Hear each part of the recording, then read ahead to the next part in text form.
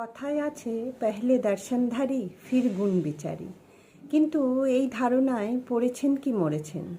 রূপ দেখে মানুষের বিচার করা মানে অনেকটা কভার দেখে বইয়ের সম্পর্কে ধারণা করার মতো। তাই ভুলেও রূপ দেখে গলবেন না। মানুষ ভালো না খারাপ তা কখনোই তার গায়ের রং বা চেহারার মাধুর্য দেখে বোঝা যায় না। মানুষের আসল রূপ হলো তার মন। কোনো এক সুন্দর পুরুষ আপনাকে ঠকাতে পারবে, কিন্তু ভালো মনের একজন পুরুষ আপনাকে কখনো ঠকাবে না। কোনো এক সুন্দর নারী আপনার সঙ্গে ছলনা করতে পারে, কিন্তু সুন্দর মনের নারী কখনো করবে না।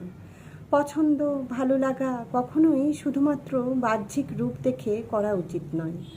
আপনার চোখে আজ যে সুন্দর, কাল তার চরিত্র বদল হলেই সেই মানুষটি আপনার চোখে ভয়ঙ্কর কুৎসিত হয়ে যেতে পারে।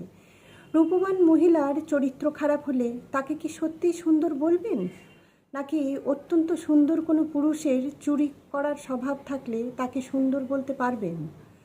সুন্দর কথাটার আসল মানেই কি বাহ্যিক চেহারা, নাকি কোনো এক মানুষ যে যেমনই দেখতে হোক না কেন, কালো হোক, ফর্সা হোক, লম্বা হোক বা বেঁটে হোক, সে মানুষ হিসাবে খাঁটি?